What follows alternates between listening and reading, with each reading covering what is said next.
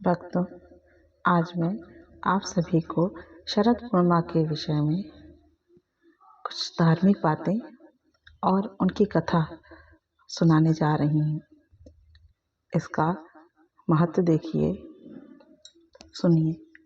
शरद पूर्णिमा का धार्मिक रूप से बहुत महत्व है। दरअसल शरद पूर्णिमा के दिन माता लक्ष्मी का प्राकट्य हुआ था, मतलब माता लक्ष्मी इस धरती पर प्रकट हुई थी।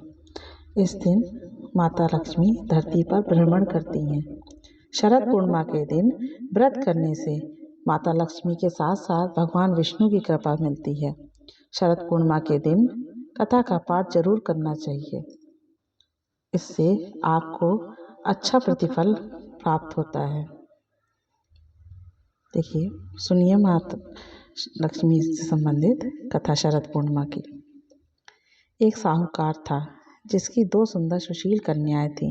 दोनों बहनों में से एक धार्मिक रीति रिवाजों में बहुत आगे थी और एक का इन सब में मन नहीं लगता था। बड़ी बहन सभी रीति रिवाज मन लगाकर करती थी, पर छोटी आनाकानी करके करती थी।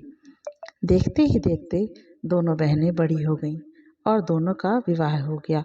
दोनों ही बहनें शरद पूर्णिमा का व्रत करती थीं, लेकिन छोटी के सभी धार्मिक कार्य अधूरे ही होते थे। इसी कारण उसकी संतान जन्म लेने के कुछ दिन बाद ही मर जाती थी। दुखी होकर उसने एक महात्मा से इसका कारण पूछा। महात्मा ने उसे बताया, तुम्हारा मन पूजा पाठ में नहीं है, इसलिए तुम शरद पूर्णिमा का व्रत पूरे विधि विधान के साथ करो। महात्मा की बात सुनकर छोटी बहन ने पूर्णिमा का व्रत विधि विधान के साथ किया। फिर भी उसका पुत्र जीवित नहीं बचा। उसने अपनी मरी हुई संतान को एक चौकी पर लेटा दिया और अपनी बहन को घर में बुलाया और अनदेखा कर बहन को उस चौकी पर ही बैठने को कहा। जैसी बहन उस पर बैठने गई, उसके स्पर्श से बच्चा रोने लगा। बड़ी बहन एकदम से चौंक गई। उसने कहा, अरे तू मुझे कहाँ बैठा रही थी? यहाँ तो तेरा लाल है, अभी इससे कुछ हो जाता तो। तब छोटी बहन ने बताया कि मेरा पुत्र तो मर गया था, पर तुम्हारे पुण्यों के कारण तुम्हारे स्पर्श मात्र से उसके प्राण वापस आ गए। उसके बाद से प्रतिवर्ष सभी गांववासियों ने शरद पूर्णिमा का व्रत पूरे विधि विधान के साथ करना शुरू कर दिया।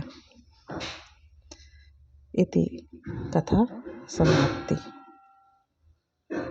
जय माता रानी की।